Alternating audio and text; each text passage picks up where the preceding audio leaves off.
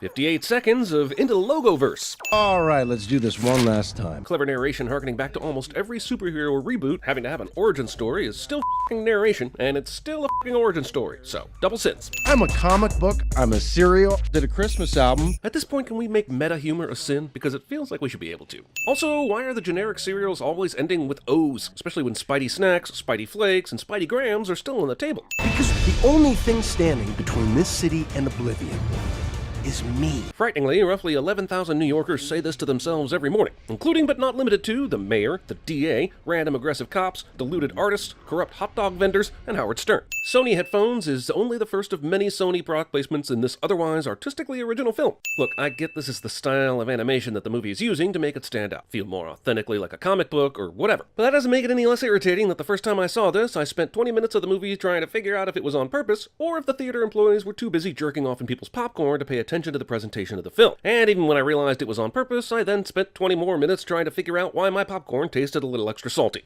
I want to hear it. You want to hear I me love say it? you, Dad. Hilarious moment, and it shows how much he loves Miles. But it also devastates Miles' reputation at this school. What is up with these cones in this unused closest lane? People are dropping kids off in lane 2, outside the cones. Are we just shutting down lanes of traffic this morning because it goes near a school? This 5 seconds of montage alone should convince every American that we are putting too much pressure on our young students. Christ. I don't think I've seen you before. Since we find out this Gwen Stacy is from another universe, how exactly did she get into this prestigious private school? It doesn't factor in at all to her mission or reason for being there. Why would she even try to get in? Jesus Christ, is it possible to have too many references to Spider-Man in a Spider-Man movie? This movie is pointing a pretty big arrow to yes. Find that girl. We walk up to her and be like, hey. You serious, Uncle Aaron? Do not do this. This is tragically bad advice. Nah, I can't. Character insists they can't do a thing over and over only to ultimately do that very thing cliche. My biggest problem with this time lapse is that Miles' roommate apparently needs 2 PC screens, a separate laptop, and a phone, all operating at once, at like 3 in the morning. This guy is either mining Bitcoin or he's mining Bitcoin. I'm not going through puberty. I did, but I'm done. Movie was clearly spying on my middle school interactions with girls. I'm Gwenda. Why wouldn't she just say her name was Gwen, or whatever name she used to get into this school? Movie not being able to resist a moment this sitcom deserves a sin. It's just puberty. I don't think you know what puberty is. Gwanda would be excellent at cinema sins. Somehow, Miles' sticky spider hands rip a sticky spider hand-shaped amount of her hair off her head. And no one is going to question the stickiness of Miles' hands? I know why she isn't, but everyone else should be really curious about what's going on here. How exactly did he get all of Gwen's hair from the previous shot off of his hand? Narcs. How is it possible that Gwen is the only one looking up at this moment to see this? Why is this happening? Please stop sticking. Convenient comic book page placement is convenient. Where did the Green Goblin even go? It's not as if Spider-Man incapacitated him. He just swung down to help Miles. Is that f***ing Tombstone? God, I love that this movie is bringing out these great underrated characters like Tombstone and the Prowler and putting them on the big screen for the first time. That deserves a send off. Kingpin survives this. Get that thing ready to go again, and soon. King how? It was destroyed. It'd be faster to build a new one from scratch. Maybe turn the flashlight off. Look at the center lines of this road and then the cars parked along the right. There is no room for cars to drive in this lane, which means this street is too f***ing narrow, or else all these cars are about to get towed for parking illegally. Also, there is a meats to eat on both sides of this street. NYCers must f***ing love them some meats to eat. Yeah, I think it's a Banksy. Banksy. Okay, I gotta read these comics so I can learn how to be a Spider-Man, so definitely the best place for that is a dark alley.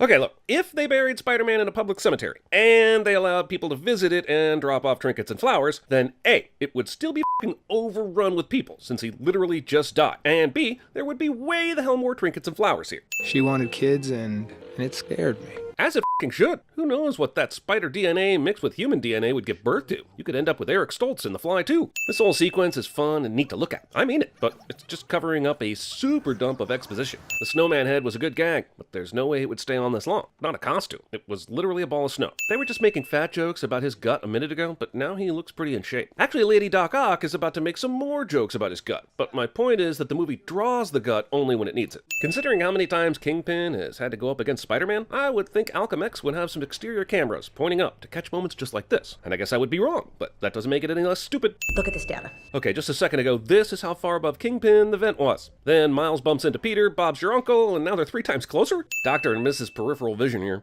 Remember this password, capital DGFAMP. That password is way longer than the one Liv typed in a second ago. And obviously you've been glitching. Glitching? No. Well, someone saw Wreck-It Ralph. Let me tell you the good news. We don't need the monitor. They told me about the visuals, they told me about the voice work, they even told me about the fresh original story, but they did not prepare me for how funny this was gonna be, and that's a sin for they. Is there something you want to say to me? How come he only ever glitches when it's super inconvenient or when he's talking about glitching? Who did that? Spider-Gwen Ex Machina. I joined a band. Saved my dad. Bruce Wayne, eat your heart out. Long after the dust has settled and the newness is worn off, people will still regard this film as fucking fantastic. But I personally will still be trying to point out to people how it's like 25% expositional character introductions, because I'm a dickhead. My spider sense told me to head to Vision's Academy. Wasn't sure why until I met you. But since Gwen was in the class Miles showed up late for, that means she was there before he was bitten by the spider. So why would her spider sense tell her to go there? Do these abilities spider sense destiny now? The flashbacks of Kingpin's loved ones, which is also just another rapid-fire exposition dump in a movie full of them, would get more emotions out of me if they dialed back a bit on the Kingpin is comically large and his head is located where most folks' sternums would be. I'm not sure how this action prevents Tombstone from still shooting the guns at Liv, since they're still clearly pointed at her. I mean, this place is pretentious. And also, just another Batcave.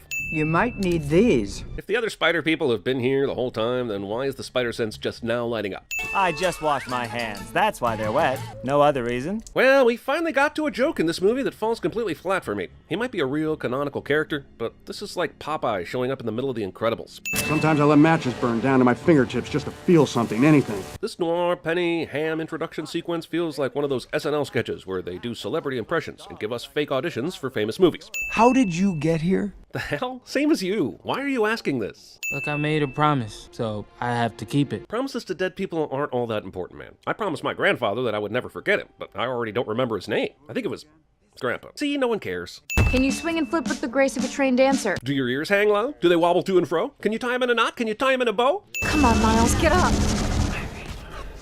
You need to be more honest with yourself about this. After a test that lasted less than 2 minutes? At least give him a day. Jesus. The one thing I will always never understand about these parallel dimension films is the insistence on having everything be the exact f***ing same, with maybe one word change. Like that red X truck in the background. Red X? Really? It's more likely that there's a FedEx in this universe than that there's a red X. In recreating the magic thumb drive that kills the collider, the specifics of which this movie has yada yada to hell and back, they took the time to laser etch a spider logo on it. Because reasons. You gotta go, man. This movie rules, but literally everything in it is happening too fast. Despite the fact that Miles is wearing a cheap Halloween costume, it remains completely unshredded after he was dragged across a roof. No, Mom. I'm sorry. You're on your way. Just keep going. Does every incarnation of Spider-Man have to lose a beloved uncle? What about MJ? Well, that new documentary really did a number on his popularity. And honestly, you meant Mary Jane, right? Well, several states have legalized it, and 24 have made it legal for medicinal purposes. But there's still a long way to, you meant Mary Jane the person, didn't you? Look, I know how much you want this kid. All these spider dicks teaming up to prevent Miles from taking part in the climax because they want to protect him? Assholes! Took you long enough. It took you long enough, cliche. God damn, this movie has momentum and an understanding of comic books never before demonstrated by any movie adaptation that came before.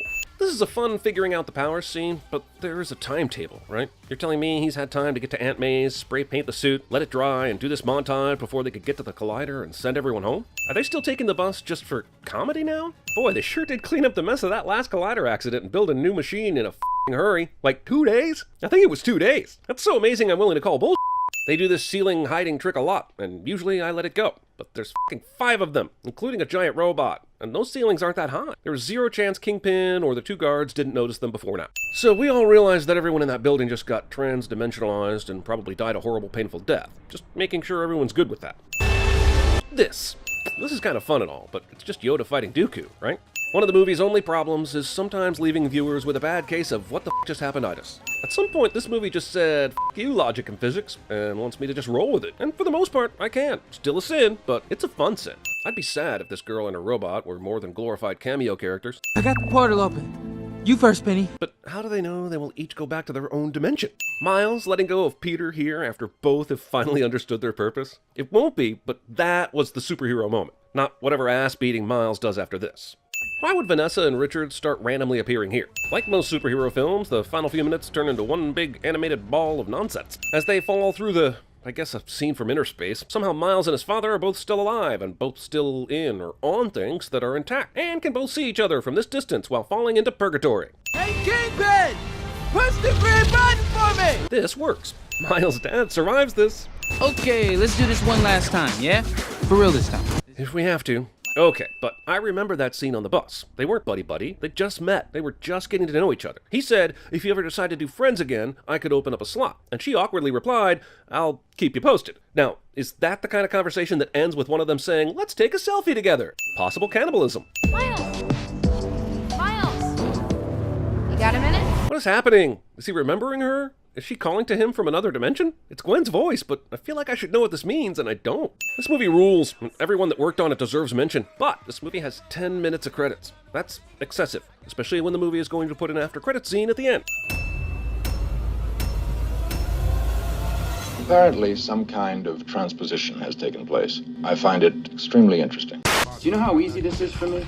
I know why you left. Everyone knows why, and I told you why. No, you said it was because of the TV. But I don't believe that. I got some questions. You want answers? I think I'm entitled. You want answers? Find that girl. You walk up to her and be like, How you doing? You're all going to die down here. If you don't tell me your name, I'm gonna have to make one up. It's Diane Sawyer. Hello? I want to roll you into a little ball and shove you up my vagina. Uncle Aaron, this is my fault. I'm not your f***ing mommy. Wait, what?